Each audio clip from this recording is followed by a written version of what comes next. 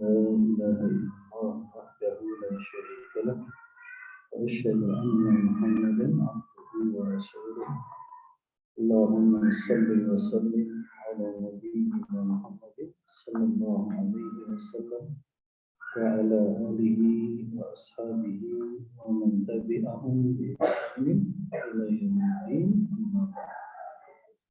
Akhwati fillah rahimani wa rahimakumullah. Para ummahat yang semoga Allah senantiasa melimpahkan rahmat dan hidayah taufik untuk kita semua.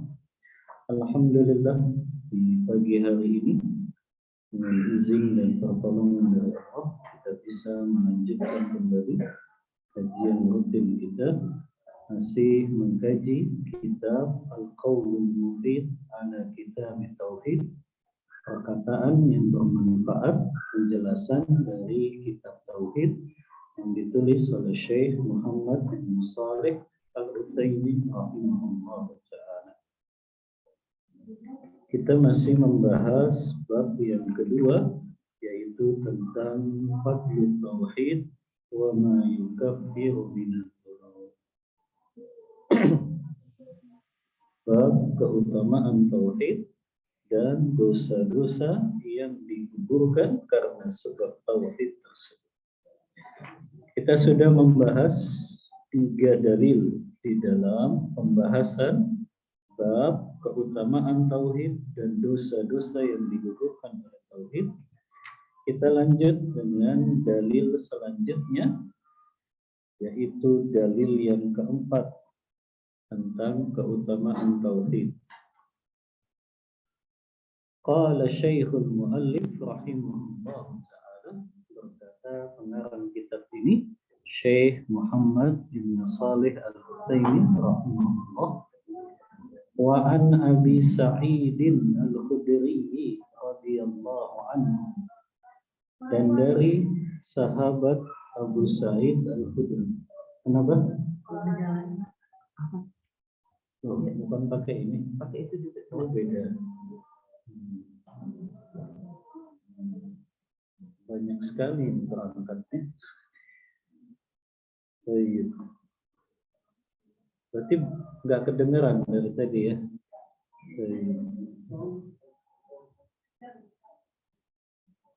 Baik, kita lanjut membahas dalil yang keempat tentang keutamaan tauhid dan dosa-dosa yang digugurkan karena sebab tauhid.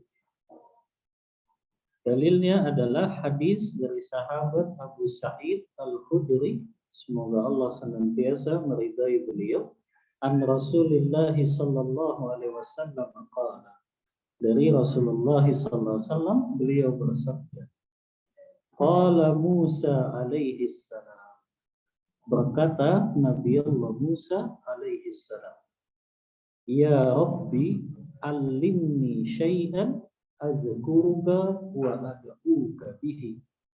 Kata Nabi Allah Musa, wahai Rabbku, ajarilah kepadaku sesuatu yang aku bisa berzikir dengannya dan aku bisa berdoa dengannya tersebut. Jadi Nabi Allah Musa minta sesuatu yang bisa suatu kalimat, maksudnya di sini ya, meminta suatu kalimat agar Allah mengajarkan kepadanya kalimat tersebut yang bisa ia gunakan untuk berzikir dan juga berdoa kepada Allah tersebut. Qala, kemudian Allah berkata kepada Nabi Allah Musa, qul ya Musa, katakanlah wahai Musa, la ilaha illallah, tidak ada sesembahan yang hak yang benar untuk disembah kecuali hanya Allah saja. Qala, Musa berkata lagi, ya Rabbi, wahai Rabbku, kullu ibadika yaquluna hadha, semua hamba-hambamu juga mengucapkan kalimat la ilaha illallah. Maknanya Musa mengatakan enggak ada yang istimewa dengan kalimat ini karena semua hambamu juga mengucapkannya. Faqala Musa, ya, faqala, maka Allah pun berkata kepada Nabi Allah Musa, ya Musa, Ini yang jadi saksi pembahasan kita tentang keutamaan tauhid. Lau anna samawati sab'a wa amirahunna ghairi wal aradina sab'a fi kiffatin wa la ilaha illallah fi kiffatin malat bihinna la ilaha illallah. Kata Allah kepada Musa, wahai Musa, seandainya bumi seandainya 7 lapis langit beserta isinya selain aku, ini menjadi dalil bahwa memang Allah berada di langit. Karena Allah mengatakan lau anna samawati sab'a wa amirahunna ghairi, seandainya 7 lapis langit beserta isinya selain aku. Karena Allah tidak butuh kepada langit, tapi langit dan bumi ini yang butuh kepada Allah. Beda dengan para malaikat-malaikat Allah yang mereka butuh kepada langit karena langit menjadi tempat tinggal mereka. Adapun Allah berada di langit bukan maknanya Allah butuh kepada langit. Ini kan yang gagal dipahami oleh mereka yang menafikan bahwa Allah ada di langit. Akhirnya mereka gunakan logika, kalau Allah ada di langit berarti Allah butuh kepada tempat. Maka kita katakan Allah berada di langit itu karena Allah yang berkehendak, bukan karena Allah butuh kepada satu tempatnya. Bukan Allah butuh kepada langit tersebut. Ya, karena Allah tidak butuh kepada tempat-tempat apapun, tapi apa yang Allah kehendaki itulah yang Allah tetapkan. Kemudian, kalau seandainya 7 lapis langit beserta isinya, wal aradina sab'a, begitu juga 7 lapis bumi beserta isinya. Kalau 7 lapis langit beserta isinya, banyak dalilnya Ibu. Tapi kalau bumi ini ada 7 lapis, benar tidak? Benar tidak Ummahat? Bumi ini ada 7 lapis. Hah? Dalilnya mana?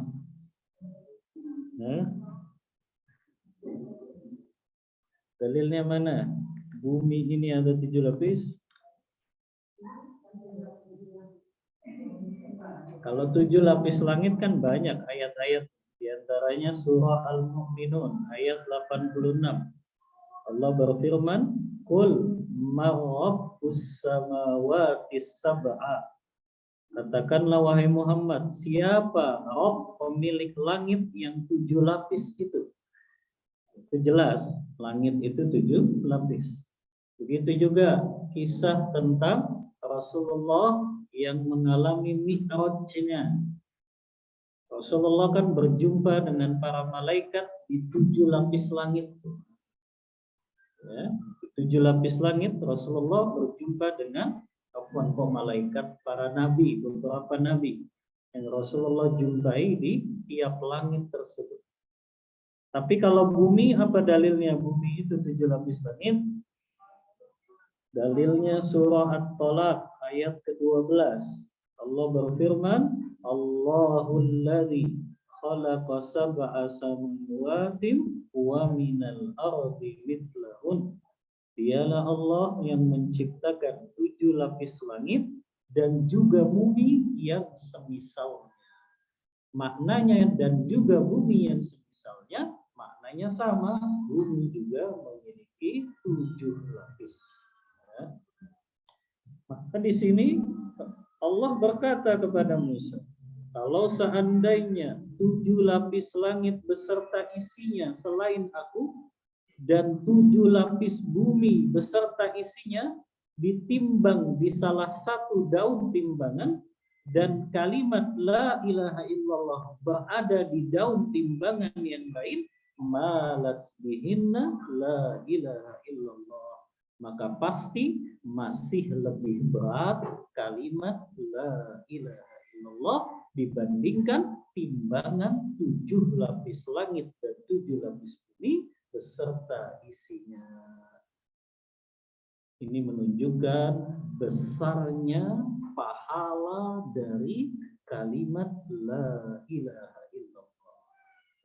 Tapi apa yang dimaksud dengan timbangan kalimat la ilaha illallah ini bisa lebih berat daripada timbangan 7 lapis langit dan 7 lapis bumi? Maka dijelaskan oleh Syekh Utsaimin, yang dimaksud timbangan la ilaha illallah bisa lebih berat daripada timbangan 7 lapis langit dan 7 lapis bumi, itu adalah ketika kalimat la ilaha illallah ini dipenuhi rukun-rukun dan syarat-syaratnya. Jadi bukan sekedar mengucapkan kalimat la ilaha illallah saja, ya, tapi harus dipenuhi rukun-rukun dan syarat-syaratnya. Apa rukun la ilaha illallah? Rukun la ilaha illallah ada berapa?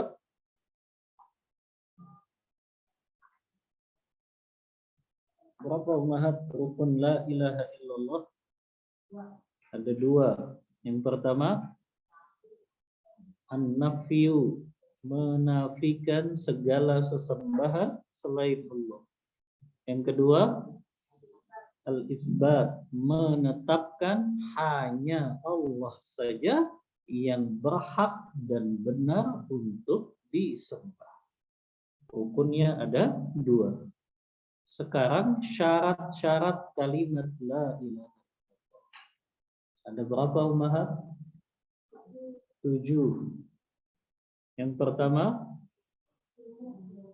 al-ilmu al-munafi lil jahal. Yang pertama syaratnya kalimat la ilaha illallah harus didasari dengan ilmu dalam menetapkan nama-nama, sifat-sifat Allah, perbuatan-perbuatan Allah, dan juga ilmu di dalam menafikan semua sesembahan-sesembahan selain Allah. Itu syarat yang pertama. Jadi harus tahu ilmunya. Ilmu yang dimaksud ilmu apa? Ilmu dalam menetapkan perbuatan-perbuatan Allah, nama-nama Allah, sifat-sifat Allah, itu harus dilandasi ilmu itu. Begitu juga harus menafikan semua sesembahan-sesembahan selain dari Allah Ta'ala. Maka jangan sampai seseorang rajin ngucapin la ilaha illallah, rajin sholat, rajin puasa, tapi giliran ada masalah datangnya kepada dukun. Giliran ada masalah datangnya kepada paranormal. Giliran berdoa, berdoanya minta kepada penghuni kubur. Ini bertentangan dengan syarat la ilaha illallah. Karena syarat la ilaha illallah, dia harus mengilmui. Apa yang dia ilmui? Dia harus mengilmui semua sesembahan-sesembahan selain Allah, maka tidak boleh dia sembah atau tidak boleh dia ibadahi. Berdoa termasuk ibadah, meminta pertolongan dalam perkara-perkara yang makhluk tidak mampu melakukannya, itu juga ibadah. Maka ketika itu ditujukan kepada selain Allah, maka berarti itu membatalkan kalimat la ilaha illallah.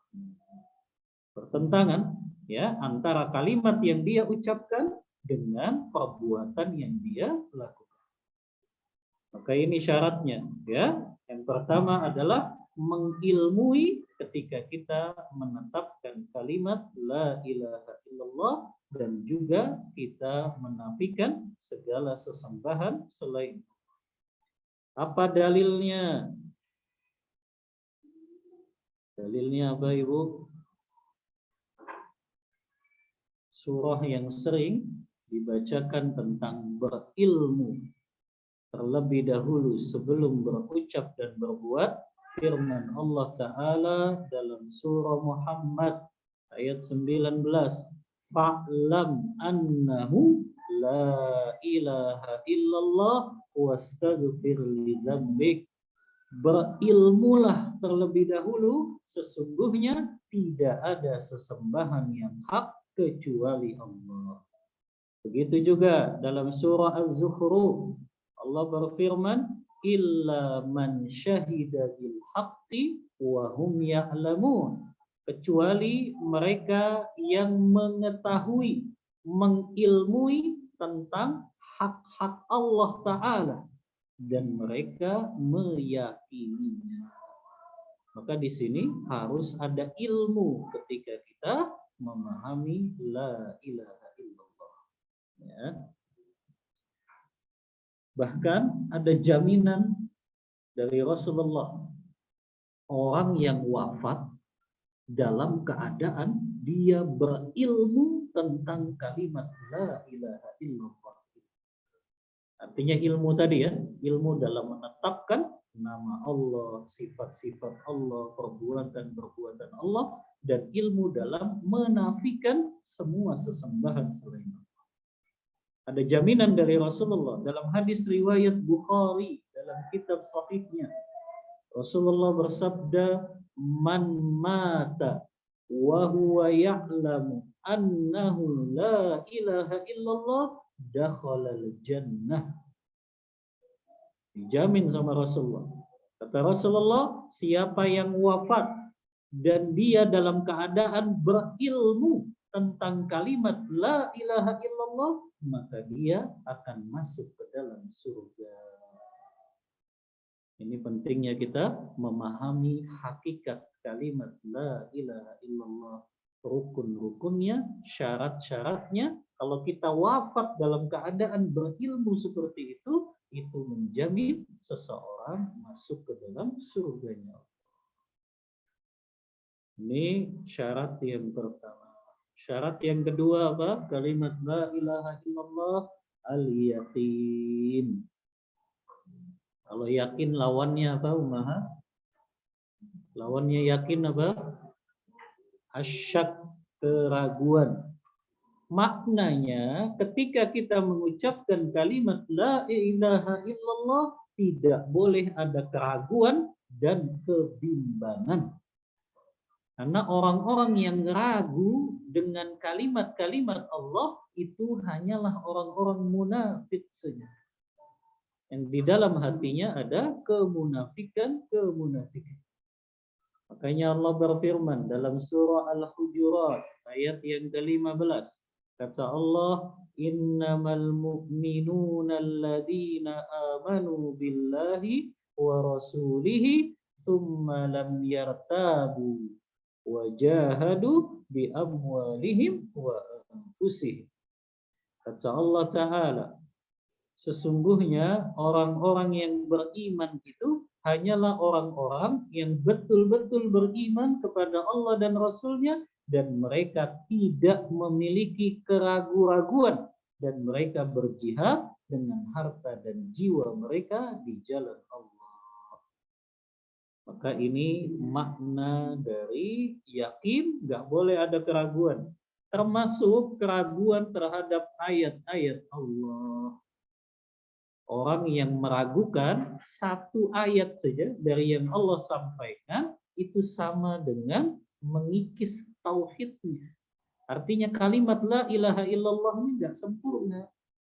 Kalau dia masih meragukan salah satu ayat dari ayat-ayat Allah. Maka inilah sifatnya orang munafik yang suka meragukan ayat-ayat Allah, kalimat-kalimat Allah. Bahkan ada jaminan juga ummahat dalam hadis Rasulullah yang diriwayatkan oleh Imam Muslim dalam kitab sahihnya.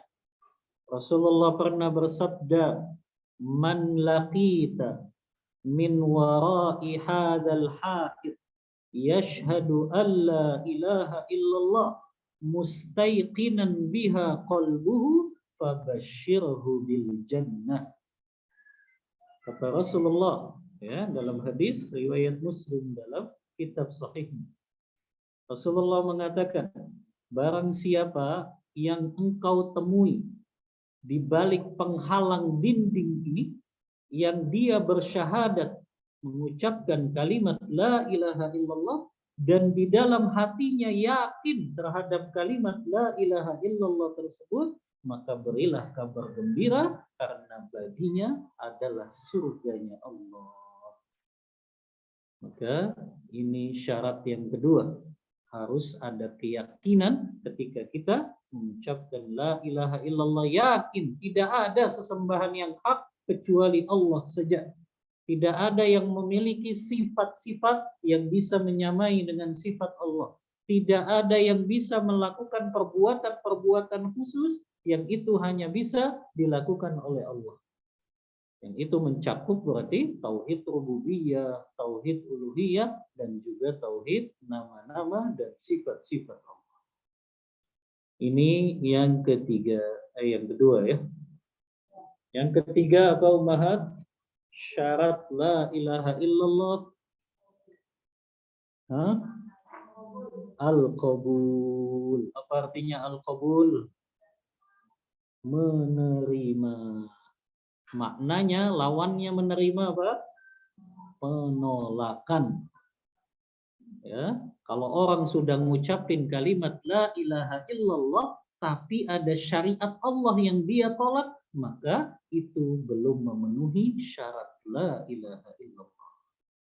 Karena orang yang betul-betul ya memenuhi syarat kalimat la ilaha illallah, dia harus terima segala syariat yang datang dari Allah.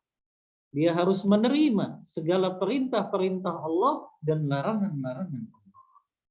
Ya, makanya Allah Ta'ala berfirman di dalam surah Yunus ayat 103. Kata Allah, "Tsumma nunajji rusulana walladzina amanu kadzalika haqqan 'alaina nunjil mu'minin." Kemudian kami selamatkan rasul-rasul kami dan orang-orang yang beriman, demikianlah menjadi kewajiban atas kami menyelamatkan orang-orang yang beriman. Ya, kita yakin bahwasannya Allah Ta'ala akan selalu memenuhi janji-janjinya.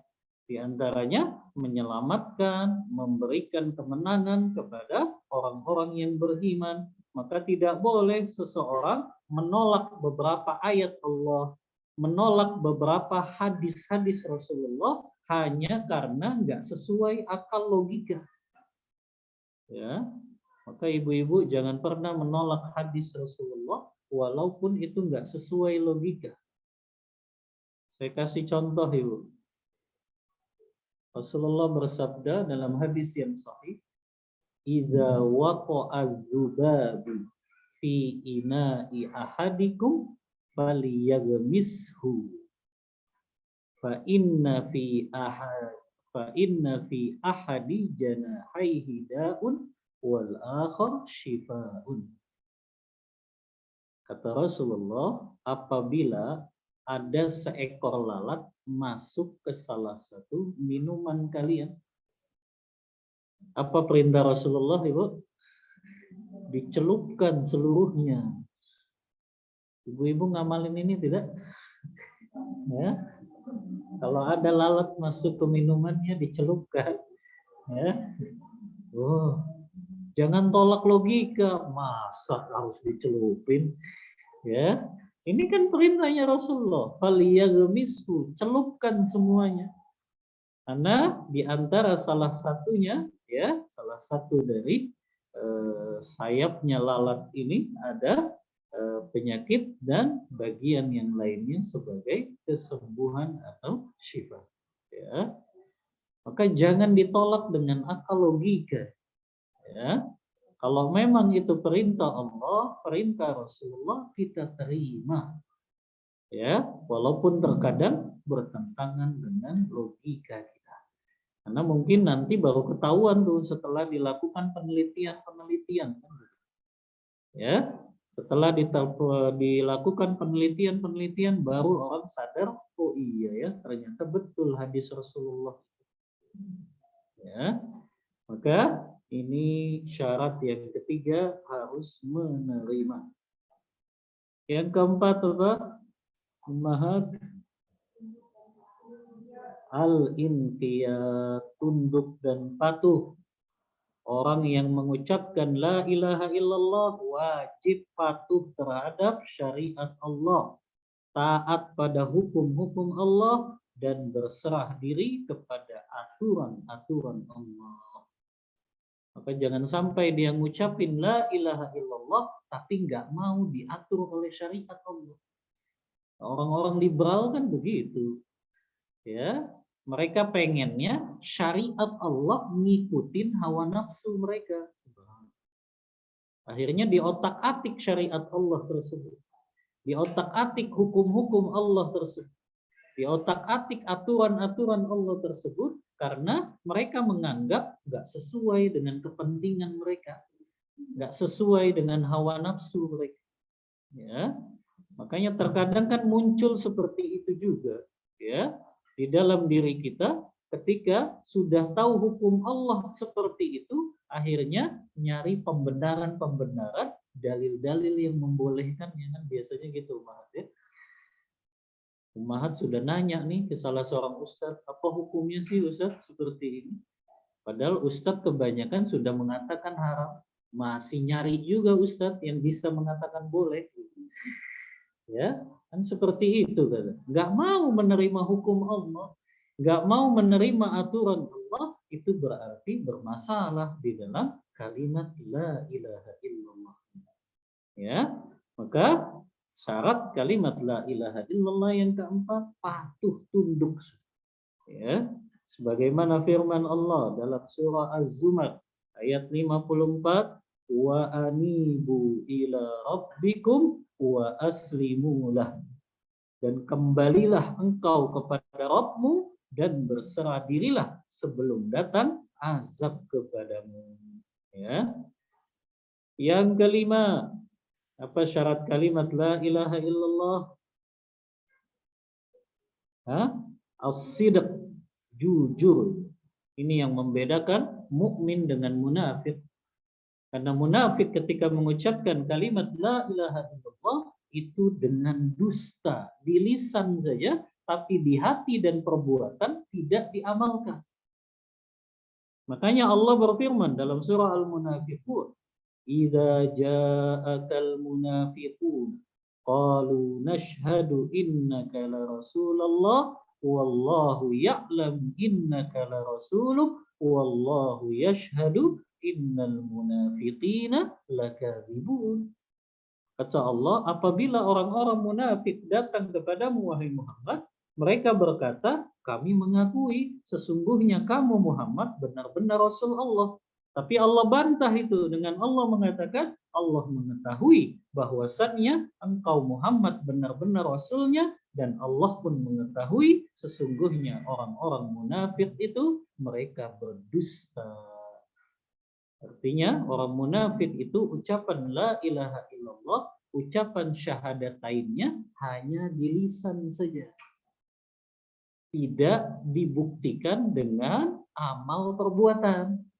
Nah ini sama dengan kaum muslimin yang mereka ngucapin la ilaha illallah tapi sholat 5 waktu nggak pernah dilakukan. Giliran puasa Ramadan nggak mau puasa. Giliran bayar zakat nggak mau bayar zakat. Ini namanya ucapan la ilaha illallah belum betul-betul sidak, penuh dengan kejujuran ketika mengucapkannya. Ya, karena ternyata cuma sekedar ucapan saja. Padahal ketika seseorang mengucapkan la ilaha illallah ada konsekuensinya, yaitu dia mengamalkan kalimat la ilaha illallah ini dengan anggota tubuhnya. Maknanya perintah Allah dia laksanakan, larangan Allah dia jauh. Ya. Begitu juga orang munafik kan? Mereka tidak jujur dengan kalimat la ilaha illallahnya karena mereka tidak mau ikut dalam berjihad. Ya, mereka kalau sholat juga malas-malasan kan orang munafik. Bahkan sholat yang paling berat itu sholat isya dan subuh.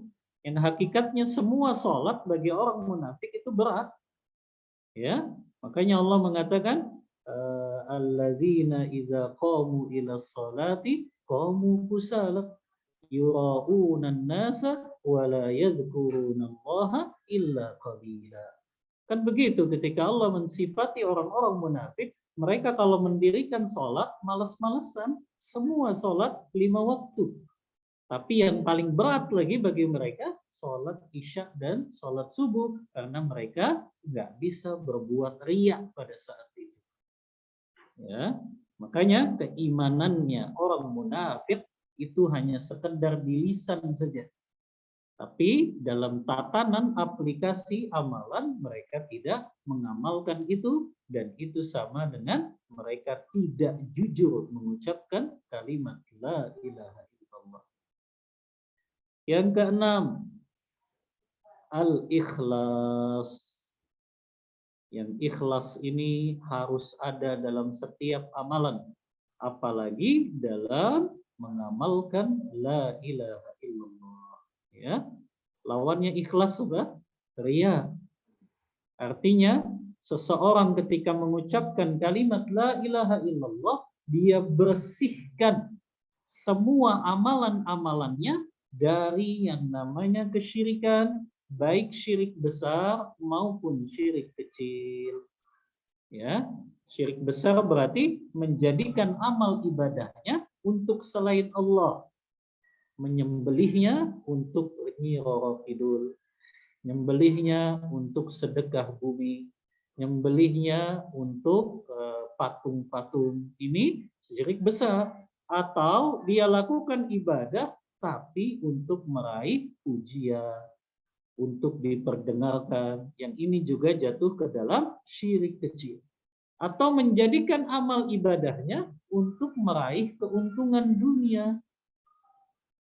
Ada orang kan mengamalkan salawat tertentu dibaca 100 kali supaya dagangannya laris. Ya, ini jatuh dalam syirik kecil. Ya, dia amalkan ibadah untuk meraih keuntungan dunia, itu perkara yang merusak tauhid. Perkara yang merusak tauhid menjadikan ibadah akhirat kita untuk kepentingan dunia. Ya, kecuali memang ada dalilnya. Seperti kita silaturahim kan memang ada dalil keutamaannya. Siapa yang ingin dipanjangkan umurnya, dilapangkan rezekinya, hendaklah dia menyambung tali silaturahim. Itu jelas ada dalilnya. Tapi ini ada orang ngamalin, mengucapkan kalimat la ilaha illallah 1000 kali, berselawat ratusan kali supaya dagangannya laris lah, supaya rezekinya lancar lah, ya, supaya anaknya yang masih jomblo cepat menikah lah, ya, maka itu tidak boleh. Itu perkara yang merusak tauhid, menjadikan ibadah akhiratnya untuk kepentingan-kepentingan dunia, ya. Itu perkara yang merusak tauhid seseorang. Yang ketujuh, syarat kalimat la ilaha illallah apa yang terakhir? Al-mahabbah.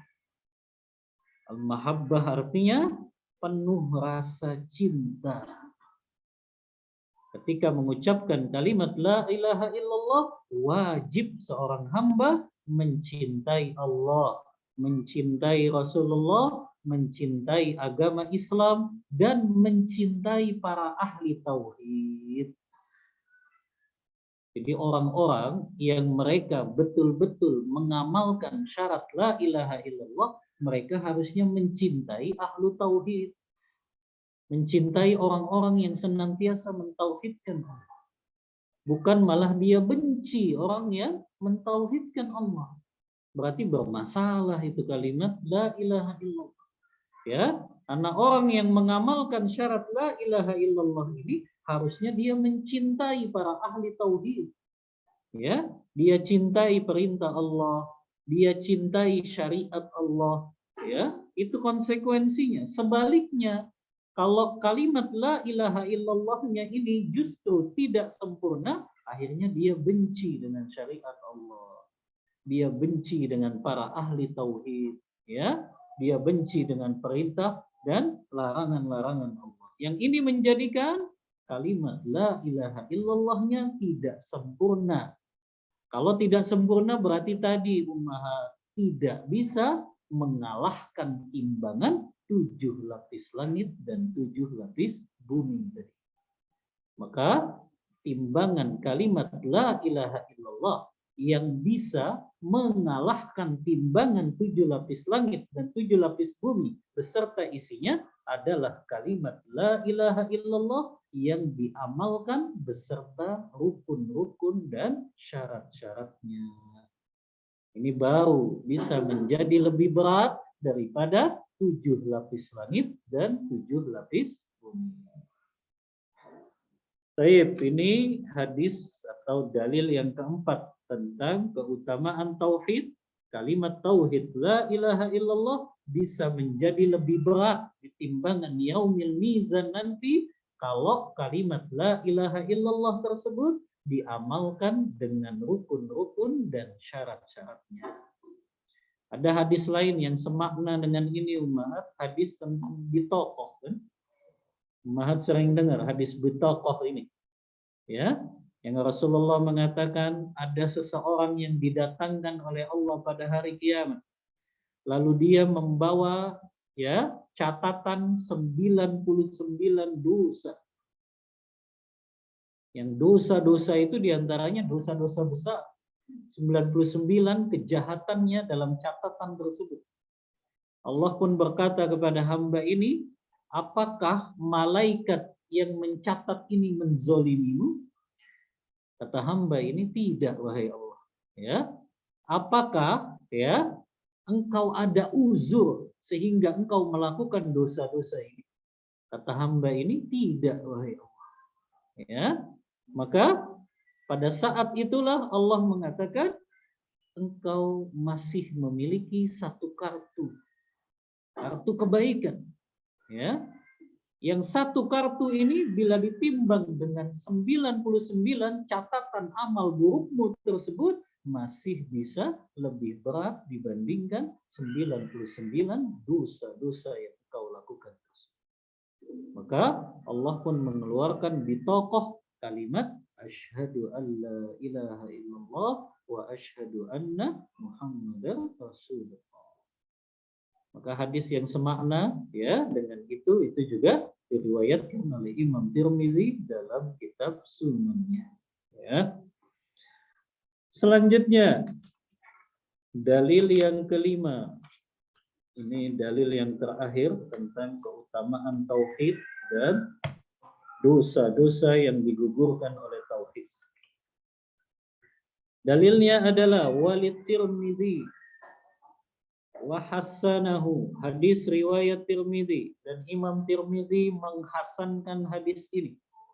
An Anasin, dari sahabat Anas bin Malik radhiyallahu anhu. Beliau berkata, sami'tu Rasulullah sallallahu alaihi wasallam yaqul.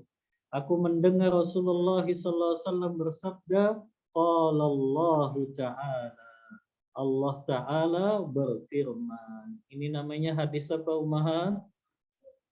Hadis qudsi. Apa definisinya hadis qudsi?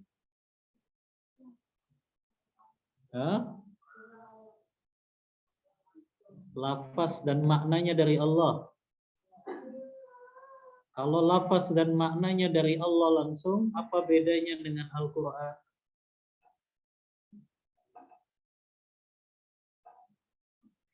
Apa bedanya? Lafaz dan maknanya dari Allah, berarti apa bedanya hadis qudsi dengan Al-Quran? Apa bedanya ummahat? Maknanya dari Allah tapi lafaznya dari Rasulullah, begitu? Mana yang benar jadi ummahat? Makna dan lafaznya dari Allah atau maknanya saja dari Allah, lafaznya dari Rasulullah? Mana yang benar hadis qudsi definisinya?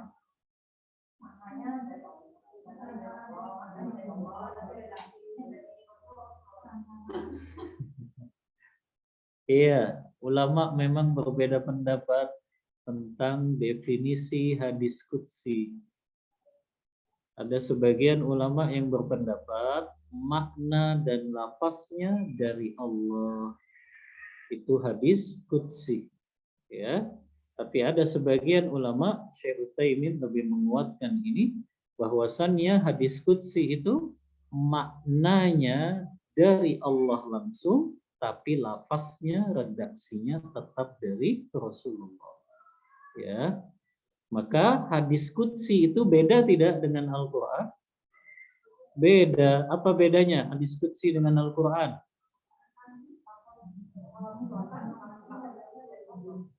Hah?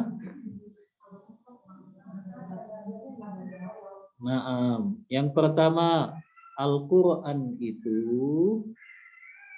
semuanya sampai kepada kita secara mutawatir. Tahu mutawatir, Ummahat? Mutawatir itu diriwayatkan oleh lebih dari 10 sahabat. Dan Al-Quran itu setiap lafaz dan maknanya itu sampai kepada kita secara mutawatir. Adapun hadis qudsi, ya, hadis qudsi itu kebanyakan justru sampainya kepada kita, khobarnya itu khobar ahad disebutnya. Khobar ahad itu yang meriwayatkan paling 1 sahabat, 2 sahabat, maksimal 3 sahabat saja. Makanya hadis qudsi ada yang palsu tidak, Ummahat? Ada. Ya. Hadis qudsi itu tidak dijaga oleh Allah. Beda dengan Al-Quran. Allah menjamin kan? Inna nahnu nazzalna dzikra wa inna lahu lahafizun. Sesungguhnya kami yang menurunkan Al-Quran ini, nama lainnya Az-Zikra, dan kami yang menjaganya. Artinya Al-Quran tidak akan bisa diselewengkan. Ya, beda dengan hadis qudsi. Ada yang buat hadis qudsi palsu pun banyak. Ya, hadis qudsi yang lemah pun banyak. Ya, maka Al-Quran itu sampai kepada kita secara mutawatir, dan yang kedua terjaga dari yang namanya penyelewengan atau distorsi. Beda dengan hadis qudsi yang tidak dijaga oleh Allah keasliannya. Tapi Al-Quran Allah jaga sampai hari kiamat keasliannya. Yang ketiga, bedanya Al-Quran dengan hadis qudsi. Al-Quran kalau dibaca 1 hurufnya berapa? 10 kebaikan. Tapi kalau hadis qudsi dibaca 1 hurufnya berapa? Enggak ada 10 kebaikan. 1 kali kita baca ya kita dapat 1 kebaikan saja. Ya. Maka itulah perbedaan antara hadis qudsi dengan lafaz Al-Quran. Ya. Ada berapa tadi perbedaannya? Ada 3. Ya. Yang keempat, annal Qur'ana la tajuzu qira'atuhu bil makna. Kalau Al-Quran kita nggak boleh membacanya secara makna saja. Ya, makanya nggak boleh salah dalam baca Al-Quran, dan nggak boleh bacanya secara makna. Ya, walaupun kita ganti dengan kalimat yang sama maknanya itu tetap tidak boleh. Ya.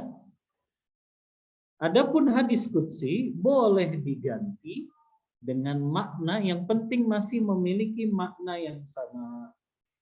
Karena kalau hadis kan boleh Ummahat kita menjelaskannya secara makna saja, tidak harus sesuai lafaznya.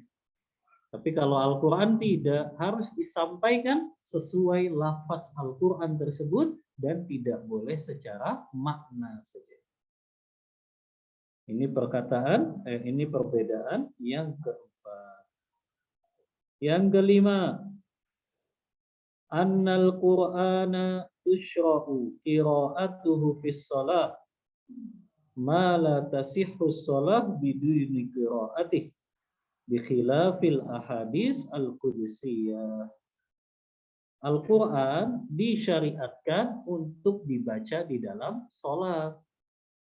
Tapi ibu baca hadis qudsi dalam sholat boleh tidak? Nggak boleh.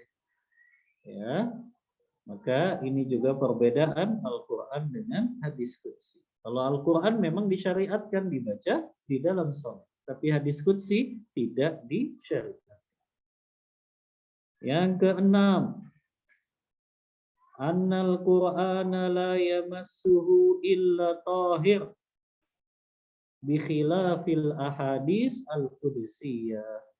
Kata Syekh Utsaimin, perbedaan yang keenam, kalau Al-Quran, pendapat yang lebih rajih dan lebih kuat, tidak boleh menyentuh mushafnya kecuali orang yang dalam keadaan suci.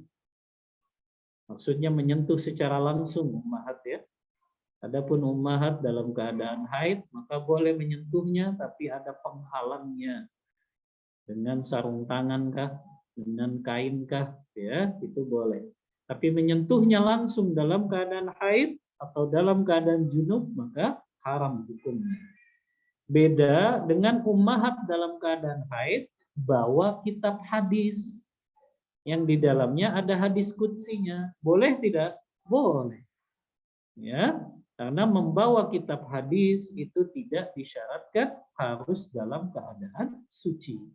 Walaupun tetap yang lebih afdal, yang lebih utama tentu orang ketika membawa kitab-kitab para ulama, apalagi kitab-kitab hadis, lebih dianjurkan dalam keadaan suci.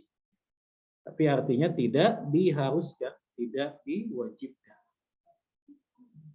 Ini 6 perbedaan antara Al-Quran dengan hadis qudsi. Kita baca isi hadis qudsinya sekarang.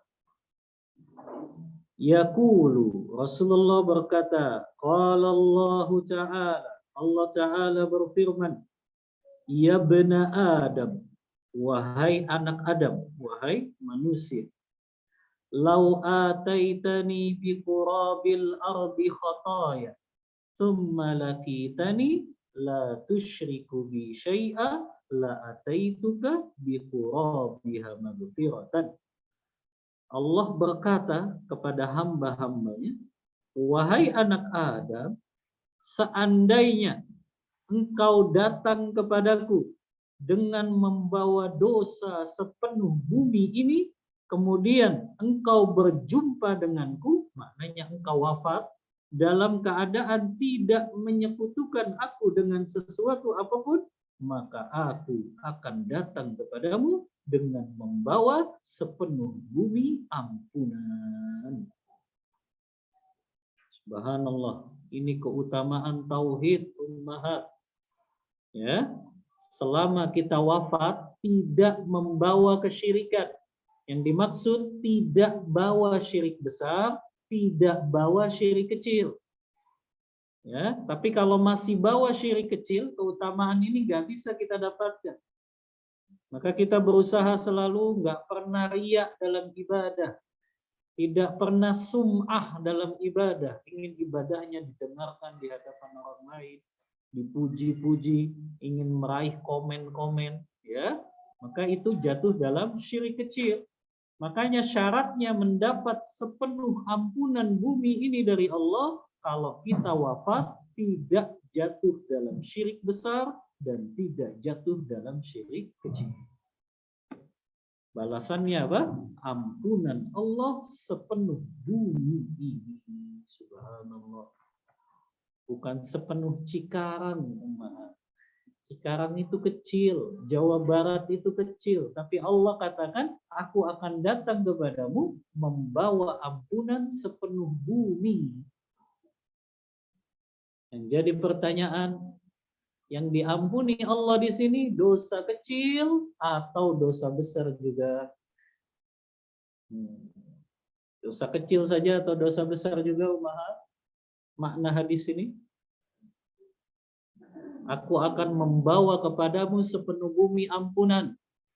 Yang diampuni dosa-dosa kecil saja atau dosa besar juga? Hah? Dua-duanya. Hah? Dua-duanya atau dosa kecil saja?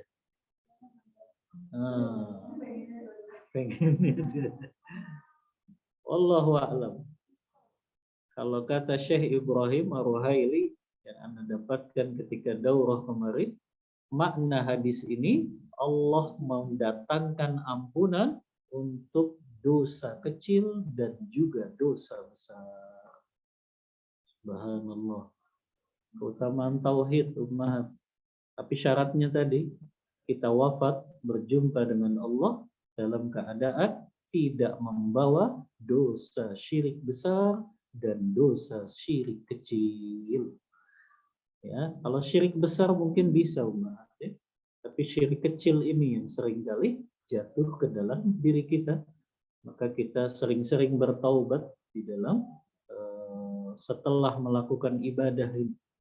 Karena biasanya muncul tuh terbesit dalam hati-hati kita ingin dikomen ibadah kita, ya, ingin meraih pujian ibadah kita, ingin meraih apresiasi biasanya, ya. Ibadah yang kita lakukan tuh pengennya diapresiasi, itu juga bagian dari syirik kecil. Ya, ada yang kita tuju selain Allah. Ya, makanya ini yang cukup berat memang, kita berjumpa dengan Allah sama sekali tidak membawa dosa syirik. Apakah itu syirik besar atau syirik kecil, maka balasannya pun luar biasa. Allah datang membawa ampunan sepenuh bumi untuk mengampuni dosa-dosa kecil dan juga dosa-dosa besar. Ya, subhanallah, ini keutamaan tauhid yang jarang diketahui kaum muslimin dan muslimah, ya. Kalau mereka betul-betul mewujudkan tauhid yang benar dan mereka wafat tidak membawa dosa syirik kecil dan syirik besar, maka keutamaannya semua dosa-dosanya akan diampuni oleh Allah Ta'ala. Ya, maka inilah keutamaan dari tauhid. Ya, orang yang tauhidnya benar berarti dia menafikan semua kesyirikan. Kesyirikan sekecil apapun tidak dia lakukan, ya, sehingga dia berjumpa dengan Allah dalam keadaan Allah membawa ampunan-ampunan untuknya. Ya. Baik, kita ambil faidah-faidah di dalam pembahasan bab yang kedua ini. Fihi masail. Ada beberapa masalah dan faidah yang diambil dari 5 dalil yang sudah kita bahas.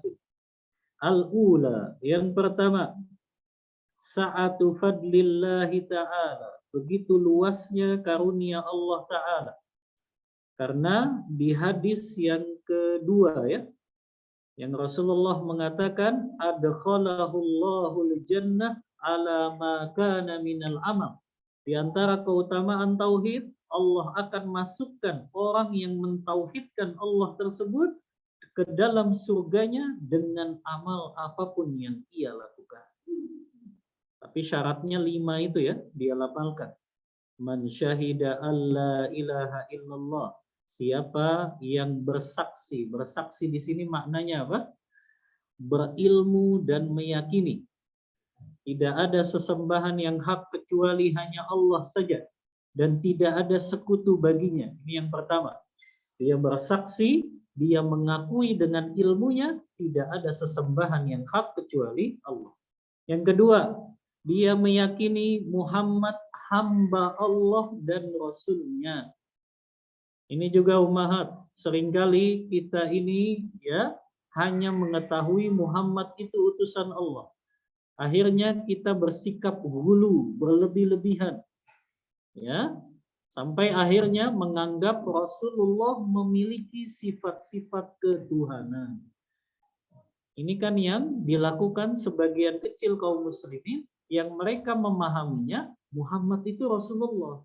Tapi mereka nggak memahami Muhammad itu juga hamba Allah Ta'ala. Ya, makanya di sini Syekh Utsaimin menjelaskan ada syair-syair yang dibuat oleh beberapa orang yang itu kalimatnya berlebihan kepada Rasulullah. Ya, kalimatnya berlebihan. Akhirnya sampai menempatkan Rasulullah itu seolah-olah memiliki sifat-sifat rububiyah. Di sini dibawakan nih contohnya. Syair Al-Busiri ini. Ya, yang disebut qasidah burdah itu yang terkenal, ya. Di dalam kalimatnya ini, ya akramal khalqi, wahai makhluk yang paling mulia, mali man aludu bihi, tidak ada bagiku yang bisa aku jadikan tempat berlindung siwaka inda hululil haditsil anam. Selain engkau wahai Rasulullah dikala aku tertimpa musibah yang besar. Subhanallah. Ya, ini kan kalimat yang jelas ya, menempatkan Rasulullah seolah-olah memiliki sifat rububiyah. Tidak ada bagiku yang bisa menjadi pelindung kecuali engkau wahai Rasulullah. Subhanallah. Ya, ini kalimat-kalimat yang kadang nggak disadari. Dia bersikap hulu, berlebihan. Betul Muhammad itu Rasulullah, tapi tempatkan sesuai kedudukannya. Tidak berlebihan, menempatkan Rasulullah seolah-olah memiliki sifat-sifat rububiyah. Makanya dalam hadis Bukhari juga Rasulullah bersabda, la tatruni kama atra'atin nasara Isa bin Maryam. Jangan kalian kultuskan aku sebagaimana orang-orang Nasrani mengkultuskan Isa ibnu Maryam. Innama Abdullahi wa Rasul. Kata Rasulullah, sesungguhnya aku hanya hamba Allah dan Rasulnya. Maka katakanlah Muhammad itu hamba Allah dan Rasulnya. Ini perintah Rasulullah dalam hadis Bukhari, ya, agar kita paham bahwasannya selain Muhammad itu utusan Allah, kita harus ingat dia juga hamba Allah yang punya kewajiban yang sama, hanya menjadikan ibadahnya hanya untuk Allah saja. Ya, makanya orang kalau memahami sesungguhnya Rasulullah itu hambanya dan juga utusannya, maka dia terbebas dari dua perkara. Dia tidak ifrat, ifrat itu meremehkan Rasulullah, dan dia juga tidak tafrid. Tafrid itu bersikap hulu tadi, berlebih-lebihan. Ya, berlebih-lebihan mengagungkan Rasulullah, akhirnya sampai seperti mengagungkan Allah Ta'ala. Makanya ini, siapa yang meyakini bahwasannya Muhammad itu adalah hamba Allah dan Rasul. Kemudian yang ketiga, siapa juga yang meyakini Isa itu hamba Allah dan Rasulnya dan kalimatnya telah diberikan kepada Maryam. Apa yang dimaksud kalimatnya diberikan kepada Maryam ini, Umat? Apa yang dimaksud kalimatnya, kalimat Allah diberikan kepada Maryam? Wa kalimatuhu alqaha ila Maryam. Maksudnya apa? Maksudnya kalimat kun fayakun. Ya, maksudnya kalimat di sini kalimat kun fayakun. Jadilah maka jadilah. Wa ruhum minhu. Nah, ini yang menjadikan orang Nasrani tersesat. Mereka memaknai dan ruh darinya. Maknanya berarti ruhnya Isa itu ya bagian dari ruh Allah. Nah, ini kan pemahamannya orang Nasrani. Akhirnya mereka menjadikan Isa itu sebagai anak Tuhan. Padahal yang dimaksud waruhum minhu di sini ruhnya yang ditiupkan kepada Nabi Allah Isa ini, ruhnya itu bukan bagian dari ruh Allah, tapi ruhnya itu berasal dari Allah. Ini makna yang benarnya ummahat. Jadi bukan ruhnya Isa itu bagian dari ruhnya Allah, salah. Tapi ruhnya Isa itu berasal dari Allah. Yang sama, ruhnya itu ditiupkan oleh malaikat juga. Hanya bedanya Allah sambil mengucapkan kalimat kun fayakun ketika menempatkan ruh tersebut di dalam janinnya Maryam. Makanya kan Allah berikan perumpamaan inna mathala Isa indallahi kamathali Adam khalaqahu min turab thumma qala lahu kun fayakun. Ya, dalam surah Ali Imran itu ya. Sesungguhnya perumpamaan Isa sama seperti Adam. Bahkan lebih dahsyat mana Ibu? Penciptaan Adam atau penciptaan Isa? Penciptaan Adam, nggak ada bapak, nggak ada ibu, tapi lahir. Ya, adapun Isa masih memiliki ibu. Makanya Allah berikan perumpamaan, ya, bahwasannya Isa itu sama seperti Adam, diciptakan dari tanah. Hanya saja Allah mengucapkan kalimat kun fayakun di dalam penciptaannya. Maka ini yang ketiga syaratnya, meyakini ya Isa hamba Allah dan Rasulnya. Tidak seperti Yahudi kan, yang mereka benci kepada Isa, bahkan mengatakan Isa itu anak zina. Begitu juga sebaliknya Nasrani, mereka berlebihan kepada Isa, akhirnya menganggapnya sebagai anak Tuhan. Tapi kita orang Islam menganggap Isa hamba Allah dan Rasulnya. Yang keempat, wal jannata haqqun, dia meyakini surga itu benar. Yang kelima, wan nar haqqun, dia meyakini neraka itu benar. Termasuk meyakini di sini, meyakini surga dan neraka sudah diciptakan atau belum? Sudah belum? Sudah. Sudah ada penghuninya belum? Sudah ada penghuninya belum? Surga dan neraka? Hah? Sudah ada penghuninya, Umar?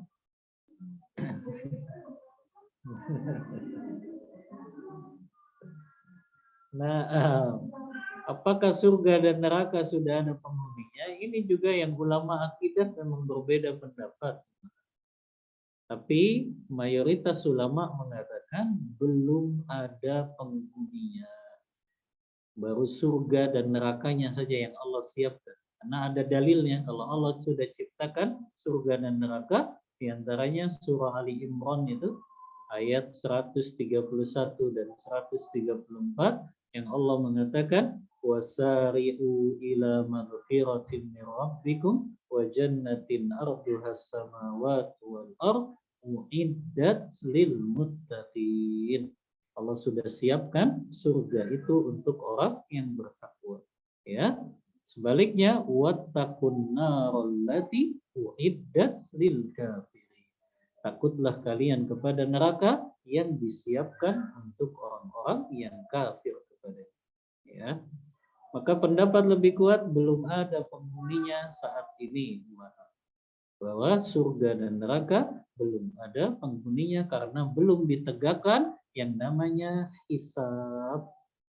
Kita nanti akan dihisab dulu, baru kemudian menempatkan melewati jembatan Sirat, dan di jembatan Sirat itulah ditentukan kita akan masuk surga atau neraka. Nah, ini faidah masalah yang pertama. Kalau kita amalkan 5 ini ummahat, Rasulullah menjamin Allah masukkan dia ke dalam surga dengan amal apapun yang dia lakukan. Tapi maknanya di sini dengan amal apapun yang dia lakukan, ada orang yang masuk surganya langsung, ada orang yang harus mampir dulu ke neraka Allah. Tapi dia ujung-ujungnya masuk surga. Selama orang itu tidak berbuat syirik kepada Allah, ummahat, keutamaannya kan dia tidak akan kekal di dalam neraka. Makanya kenapa di ayat yang pertama Allah mengatakan keutamaan tauhid apa? Alladzina amanu wa lam yalbisu imanahum bidzulmin ulaika lahumul amnu wa hum muhtadun. Orang-orang yang mereka tidak mencampur adukan keimanan mereka dengan kesyirikan, apa keutamaannya? Mereka mendapatkan keamanan. Keamanan di sini ada yang dapat keamanannya sempurna, dia langsung masuk surga. Tapi ada orang yang dapat keamanannya tidak sempurna, tapi dia tetap tidak kekal di dalam neraka. Maka keutamaan orang yang bertauhid tidak kekal di dalam neraka. Yang kedua, kasratu sawabit tauhid indallah, besarnya pahala tauhid di sisi Allah. Mana dalilnya tadi besarnya pahala tauhid ummahat? Hadis yang keempat tadi, bahwasannya apabila 7 lapis langit beserta isinya, 7 lapis bumi beserta isinya ditimbang dengan kalimat la ilaha illallah, maka masih lebih berat kalimat la ilaha illallah. Maka ini menunjukkan besarnya pahala tauhid. Yang ketiga, takfiruhu ma'adzalika dzunub. Selain pahala tauhid itu besar, tauhid itu bisa menggugurkan dosa-dosa yang kita lakukan. Dalilnya mana tadi ummahat? Hadis yang terakhir tadi, ya. Tsumma laqitani la tusyriku bi syai'a. Kemudian engkau berjumpa denganku. Maknanya engkau wafat dalam keadaan tidak pernah berbuat syirik kepadaku, maka aku akan membawa ampunan sebesar bumi pula. Maka ini keutamaan tauhid menggugurkan dosa-dosa. Yang keempat, tafsirul ayati fi suratil an'am. Tafsir surah Al-An'am tadi, ya. Alladzina amanu wa lam yalbisu imanahum bizulmin. Orang-orang yang beriman dan tidak mencampur adukan keimanannya dengan kezaliman. Makna kezaliman di sini adalah kesyirikan. Faidah yang kelima, ta'ammalil khamsil lati fi hadisi Ubadah. Ya. Perhatikan 5 perkara yang ada dalam hadis Ubadah bin Samit tadi, umat. Siapa yang bersaksi meyakini tidak ada sesembahan yang hak kecuali Allah, dan sesungguhnya Muhammad hamba Allah dan Rasulnya, dan sesungguhnya Isa hamba Allah dan Rasulnya, dan surga itu benar dan neraka itu benar, maka 5 perkara ini apabila diyakini, maka dia masuk surga dengan amalan apapun yang dia lakukan. Ini juga bagian dari keutamaan tauhid. Baru 5 ini ummahat faidahnya.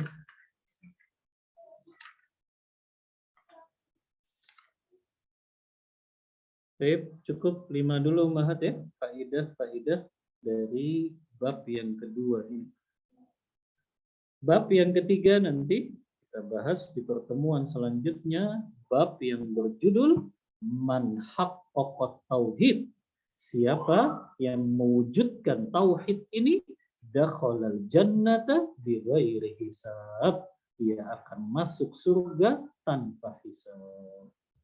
Ya, subhanallah. Orang yang betul-betul mewujudkan tauhid yang benar ini, dia bisa masuk ke dalam surga tanpa hisab. Baik, kita lanjut di pertemuan selanjutnya insyaallah. Wallahu ta'ala a'lam bissawab. Kita buka diskusi dan tanya jawab. Wassallallahu ala nabiyyina Muhammadin wa ala alihi wa sahbihi. Oh, yang online. Mana dulu, offline atau online?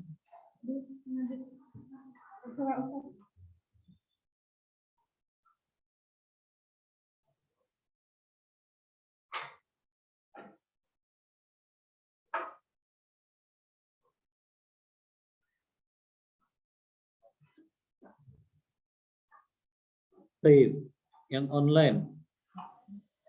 Bismillah.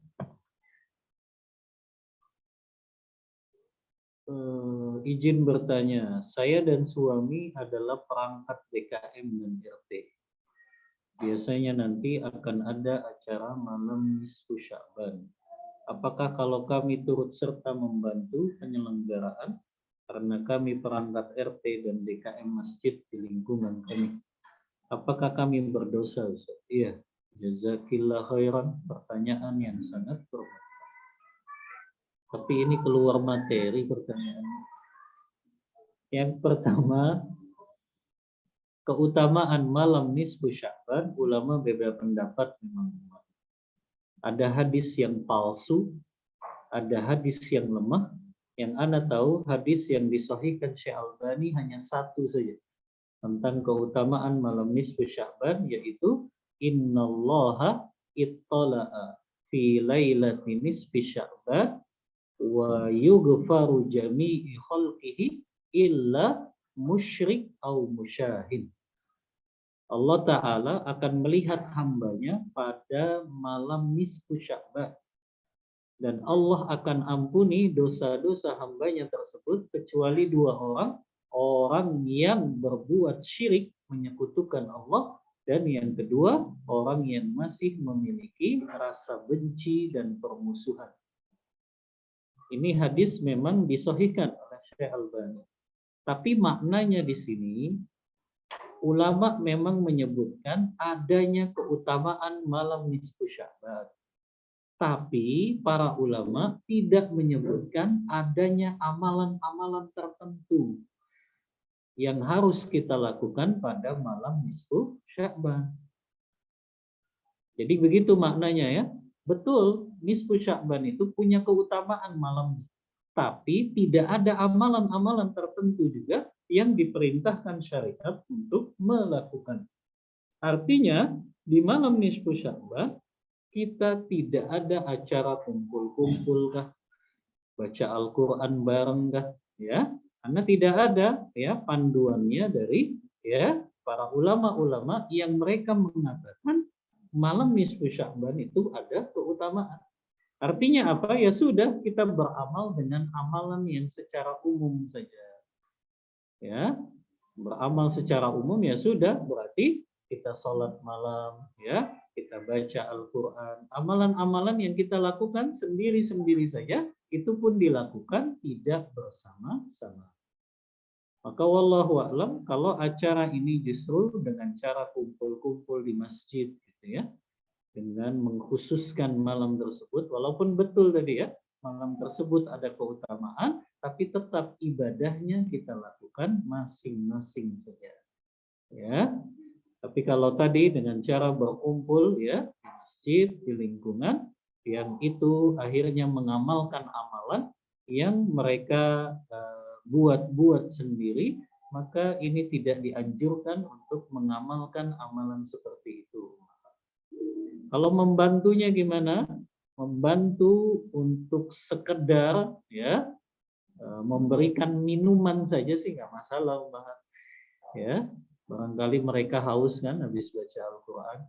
Nggak apa-apa, dikasih saja minuman-minuman kepada mereka, tapi dalam rangka niatnya bukan membesarkan acara yang mereka lakukan, tapi membantunya secara umum saja, membantu kaum muslimin dalam rangka mereka saling tolong-menolong di antara mereka. Tapi kalau membantu menyukseskannya ini nggak boleh. Karena khawatir termasuk dalam ta'awanu 'alal itsmi wal 'udwan. Saling tolong-menolong di dalam berbuat dosa dan permusuhan.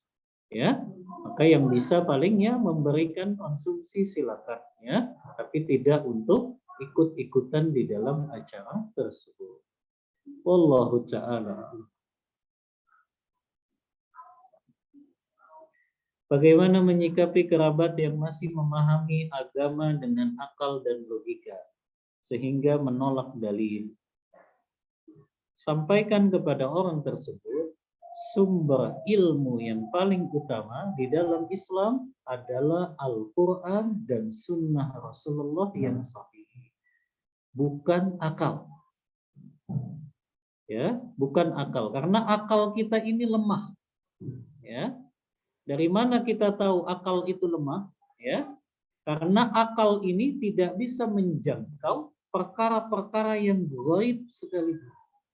Ya, makanya tidak bisa seseorang mengamalkan dalil harus sesuai logika. Ibu kasih pemahaman kepada orang tersebut. Kata Ali bin Abi Thalib, "Lau kana dinu ala ra'i lamashul khuffaini ala khuffihi." Ya. Kalau seandainya agama itu didasarkan kepada akal, membasuh khuf. Maha tahu kan ibadah membasuh khuf? Ya. Kalau seandainya agama didasarkan akal, yang dibasuh itu bawahnya, bukan atasnya khuf tersebut. Tapi syariat memerintahkan kita kalau membasuh khuf mana? Atasnya. Ya. Yang kalau menggunakan logika, lah atasnya kan nggak kotor. Tapi yang kotor bagian bawahnya. Tapi begitulah agama, bukan didasarkan kepada akal, tapi didasarkan kepada ya dalil yang sahih. Karena tidak ada hadis Rasulullah yang memerintahkan kita membasuh khuf bagian bawahnya. Ya, tapi justru kita diperintahkan membasuh khuf itu bagian atasnya. Ya, makanya kalau seandainya agama itu dengan akal dan logika, pasti Rasulullah memerintahkan kita membasuh bawahnya khuf, bukan atasnya. Ya. Wallahu ta'ala a'lam bishawab. Izin bertanya, kalau misalnya seseorang melaksanakan syariat dengan hati yang belum ikhlas, tapi tidak berani melanggar syariat tersebut, jadi mau tidak mau melaksanakan karena perintah Allah. Bagaimana hukumnya hal tersebut? Ya, Ibu harus paham yang namanya ibadah harus memenuhi dua syarat. Syarat diterimanya ibadah yang pertama ikhlas, yang kedua ittiba sesuai dengan tuntunan Rasulullah. Maka kalau dalam amalan tersebut belum ikhlas, berarti amalannya ditolak. Ya, karena syarat diterimanya ibadah yaitu harus ikhlas melakukannya. Ya, maka kalau amal itu belum ikhlas berarti belum diterima oleh Allah Ta'ala. Karena syarat diterimanya ibadah dua tadi, yaitu ikhlas dan harus ittiba sesuai dengan tuntunan Rasulullah. Kalau salah satunya belum ada, maka amal itu juga menjadi tertolak di sisi Allah Ta'ala. Wallahu ta'ala a'lam bishawab. Izin minta nasihat. Ibu ana wafat dalam keadaan belum tahu ilmunya, masih berbuat tatayur dan lain-lain, melakukan amalan-amalan bid'ah dan kesyirikan. Sekarang sudah wafat. Bagaimana Ustaz bila dikaitkan dengan hadis qudsi tadi? Apakah ibu ana pasti kekal di neraka? Wallahu ta'ala a'lam bishawab ya. Kalau memang ibu anti itu betul-betul belum tahu kalau amalan itu tatoyur atau amalan itu bagian dari kesyirikan, maka ada uzur. Kalau memang betul-betul belum tahu ya, kalau memang belum sampai kepadanya, kalau itu adalah kesyirikan, ya. Tapi kalau ternyata itu sudah sampai dan ibu antumnya yang gengsi, nggak mau meninggalkan amalan tersebut, ya dia masuk dalam hadis yang kekal tadi. Tapi kalau memang betul-betul belum tahu ilmunya memang, karena nggak ada yang mengajarkannya, nggak ada yang memberitahu kepadanya, insya Allah ini bisa menjadi uzur. Ya, sebagaimana yang namanya orang itu melakukan perbuatan-perbuatan yang mengeluarkan dia dari Islam, itu kan juga ada uzurnya, yaitu uzur bil jahl, uzur karena kebodohannya. Orang terkadang dia menolak kalimat Allah, menolak ayat-ayat Allah karena kebodohannya. Dia nggak tahu kalau menolak ayat Allah itu bagian dari kekufuran. Tapi dia tolak ayat Allah itu karena kebodohannya, maka itu masih ada uzur bil jahlnya. Uzur karena kebodohan. Ya, maka mudah-mudahan memang Ummu Anti yang wafat ini memang belum tahu betul-betul ilmu bahwa itu adalah tatoyur, ya, bahwa itu adalah kesyirikan dan itu amalan yang bisa menjadikan seseorang kekal di dalam neraka. Kalau memang betul-betul belum tahu, insya Allah ada uzur yang namanya uzur bil jahl, yaitu uzur belum memahami ilmu tersebut. Kemudian saya mendapat proposal donasi untuk acara Isra Mi'raj. Jelas ditulis dalam suratnya peruntukan acara tersebut. Apa yang harus saya perbuat? Nyumbang diniatkan sedekah, apakah boleh? Ya, wallahu a'lam ya. Kalau acara-acara seperti itu diwajibkan untuk kita menyumbangnya, dan kalau kita tidak menyumbang akan muncul fitnah, maka diperbolehkan kalau seperti ini. Tapi kalau itu sifatnya swadaya saya, orang yang mau menyumbang silakan, dan yang tidak menyumbang juga silakan, maka nggak perlu kita menyumbangnya. Maka tergantung sifatnya umum. Kalau itu wajib, baru kita ikut. Karena biasanya ada kan ya, aparat pemerintahan yang ikut, pokoknya wajib semua warga untuk menyumbangnya. Kalau itu wajib dan khawatir akan timbul fitnah, kita nggak nyumbang, nggak apa-apa kita sumbang, tapi niatnya untuk memberikan konsumsi saja. Ya, maka kalau Ummu memang mau memberikan sumbangan proposal, kasih aja aqua gelas. Ya, apakah itu yang bisa mereka makan, ya, atau yang bisa mereka manfaatkan. Wallahu ta'ala a'lam bishawab. Apakah kita boleh minta berdoa? Apa nih? Minta atau berdoa agar difahamkan kebesaran Allah, agar kita bisa membesarkan Allah dengan cara yang benar. Pada saat kumpul dengan manusia, kadang melupakan Allah. Ya tentu boleh. Kita minta selalu agar dikuatkan tauhid kita, agar hati ini senantiasa mencintai Allah, mencintai syariat Allah, mencintai Rasulullah, mencintai segala perintah Allah, maka boleh kita berdoa seperti ini. Makanya kan ada doa yang Rasulullah ajarkan kan, Allahumma inni as'aluka hubbak wa hubba man yuhibbuk wa hubba amalin yuqarribuna ila hubbik. Ya, kita minta agar diberikan oleh Allah rasa cinta kepadanya, mencintai orang-orang yang dicintai Allah, dan mencintai amalan-amalan yang dicintai oleh Allah. Maka ini diperbolehkan. Ustadz izin bertanya, ada fulana sedang sekolah atau sedang berada di sekolah. Qadarullah celana dalamnya kena najis, namun memaksa sholat wajib zuhur dan asar. Bagaimana hukum sholatnya? Hukumnya tidak sah. Selama pakaian itu ada najisnya, maka harus dicuci dulu. Kan tinggal dikasih air aja. Masuk ke dalam kamar mandi, dia bersihkan dengan air, dikucek sedikit, sudah. Yang penting zatnya dan baunya sudah hilang. Ya, maka itu harus menjadi syarat ketika kita melakukan sholat. Karena jelas syarat sah sholat adalah ijtinabun najasah. Kita harus menjauhi najis, apakah di badan kita, apakah di pakaian kita, atau di tempat sholat kita. Maknanya kalau orang sholat dalam keadaan memakai pakaian najis, ya, dan dia sebetulnya mampu memiliki keleluasaan untuk menggantinya atau mencucinya, maka tidak boleh dia sholat dalam keadaan tersebut. Kecuali dalam keadaan darurat. Seperti dulu mungkin ya, di masa-masa COVID, para dokter itu kan memakai pakaian APD. Yang dia terkadang ya pipisnya di situ gitu ya. Karena mungkin kalau buka pakai agak repot, maka itu baru diperbolehkan dalam keadaan berat, sulit tadi.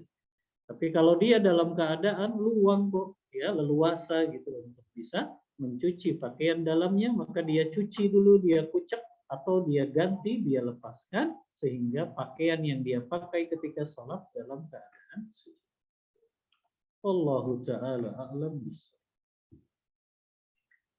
Saya memiliki usaha yang sudah ada karyawannya. Selama ini saya tidak ikut campur ngurusinnya. Qadarullah banyak masalah di sana sini. Apakah saya boleh ikut mengurusinya? Namun ibadah saya akan terbengkalai dan kadang terbawa ke dalam salatnya. Kalau ibu punya usaha, ibu tentu boleh untuk ikut mengelola usaha tersebut. Makanya ada bab al-musyarakah, kan? Bab kerjasama. Yang kerjasama itu macam-macam bentuknya. Ada musyarakah al-inan, ada musyarakah mudharabah, ya. Yang di situ ada bagian dari syariat yang membolehkan kalau ibu sebagai investor, ibu pun boleh untuk ikut mengelolanya. Hanya saja tinggal diatur saja kan waktu yang ummahat. Kalau ummahat dalam keadaan ikut mengelola perkara tersebut, maka pastikan ikutnya ummahat dalam mengelola tersebut tidak melalaikan dari ibadah kepada Allah. Contoh Khadijah itu para ummahat. Tahu nggak bisnisnya Khadijah apa? Tahu nggak ummahat bisnisnya Khadijah? Hah? Khadijah itu cuma beli barang dari orang, kemudian dijual lagi. dan punya karyawannya Rasulullah, ya, untuk dijual lagi. Jadi datang barang-barang dari luar kota Mekah, karena Mekah itu nggak punya produksi di zaman itu kecuali hanya kulit-kulit binatang saja. Makanya dapatnya dari mana? Dari luar. Khadijah beli barang-barang tersebut dari kafilah-kafilah dagang yang ada di Mekah. Setelah itu dijual lagi dengan harga yang lebih mahal. Ya, jadi ummahat bisnisnya nggak usah yang repot-repot, yang simpel-simpel saja. Ya, karena kewajibannya lebih kepada melayani suami, berbakti pada suami, dan sibuk untuk senantiasa taat kepada suami. Ya, maka bisnis yang simpel-simpel saja, yang kita atur waktunya tidak menjadikan terbengkalai tadi dalam melayani suami, beribadah kepada Allah. Maka ummahat kalau mau bisnis, pilih bisnis yang simpel saja. Ya, kalau online kan lebih simpel ya. Adapun kalau urusan ke kurirnya kan kurirnya sekarang bisa dipanggil gitu. Ya. Kalau Shopee berarti tinggal dipanggil saja kurirnya kan bisa ya, pakai JNE atau yang lain. Ummahat tinggal bagian ngurusin administrasi online-nya saja. Ya. Baik, kemudian Ustadz lebih berat mana? Kalimat la ilaha illallah dengan subhanallah wa bihamdi subhanallahil azim. Kan sudah disebutkan tadi ummahat, lebih berat kalimat la ilaha illallah. Ya. Walaupun memang ada hadis yang mengatakan ya kalimatani ya khafifatan 'alal lisan ya, dua kalimat yang ringan untuk diucapkan lisan ya, kemudian menjadi berat timbangannya di yaumil mizan nanti, yaitu subhanallah wa bihamdi subhanallahil azim.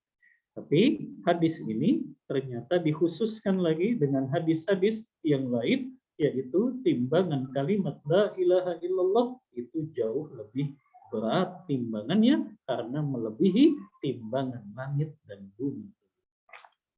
Wallahu ta'ala a'lam bishawab. Satu lagi, izin bertanya Ustaz, dosa syirik yang manakah yang membuat pelakunya tidak diampuni oleh Allah dan kekal di neraka? Apakah perbuatan syirik seperti pergi ke dukun, percaya pada jimat termasuk syirik yang tidak diampuni? Jika pelaku syirik tersebut sudah bertaubat, apakah ia tetap masuk ke neraka? Ya, jazakillah khairan. Pertanyaan yang bermanfaat. Dosa syirik yang tidak Allah ampuni adalah dosa syirik besar. Dan dia belum bertaubat kepada Allah sampai dia wafat. Kalau dia sudah bertaubat kepada Allah sebelum wafatnya, maka ini tidak masuk ke dalam orang yang kekal di neraka. Tapi mereka yang kekal di neraka adalah orang yang melakukan dosa syirik besar. Apa tadi? Termasuk pergi kepada dukun. Karena pergi kepada dukun itu sama dengan kita minta pertolongannya kepada selain Allah dalam perkara-perkara yang makhluk itu nggak mampu melakukannya. Apalagi dukun itu kan disebutkan termasuk togut. Ya, karena dia minta tolongnya sama siapa? Sama jin, sama syaitan. Maka sama saja orang yang datang kepada dukun, dia minta tolongnya kepada jin dan juga kepada syaitan. Makanya dia jatuh dalam syirik besar. Kalau dia sampai wafatnya belum bertaubat, ini yang menjadikan dia bisa kekal di dalam neraka. Ya, termasuk percaya pada jimat-jimat. Ya, percaya pada jimat, bahwa jimat itu bisa menghilangkannya dari kesusahan, bisa mendatangkan jodoh yang cepat kepadanya. Kalau mempercayai jimat ini bisa mendatangkan manfaat dan bahaya, itu juga yang maknanya syirik besar. Ya, maka dosa syirik besar tidak akan Allah ampuni kalau sampai wafatnya belum bertaubat kepada Allah. Tapi kalau dia sebelum wafat bertaubat kepada Allah, insya Allah Allah akan ampuni dan dia tidak kekal di dalam nerakanya. Adapun dosa-dosa syirik kecil seperti riya, sum'ah, itu diampuni tidak oleh Allah, ya? Bisa jadi diampuni dengan dia masuk ke neraka dulu tadi. Ya, karena orang yang berbuat syirik kecil masih tidak kekal di neraka. Orang yang jatuh dalam syirik kecil dia tidak kekal di neraka. Hanya saja orang yang jatuh dalam dosa syirik kecil dia harus dibersihkan dulu di dalam nerakanya Allah Ta'ala. Walaupun ujung-ujungnya dia tetap masuk ke dalam surga Allah. Wallahu ta'ala a'lam bissawab. Ini yang bisa Anda sampaikan. Hah? Oh, satu lagi.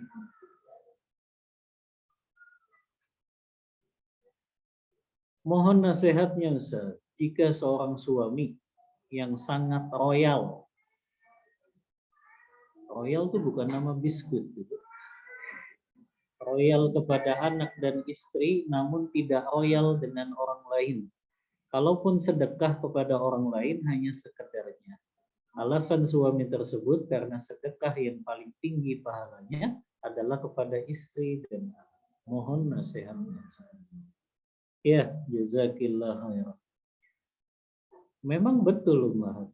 Ya, suami itu kalau dia mau berinfak yang lebih utama adalah kepada keluarganya.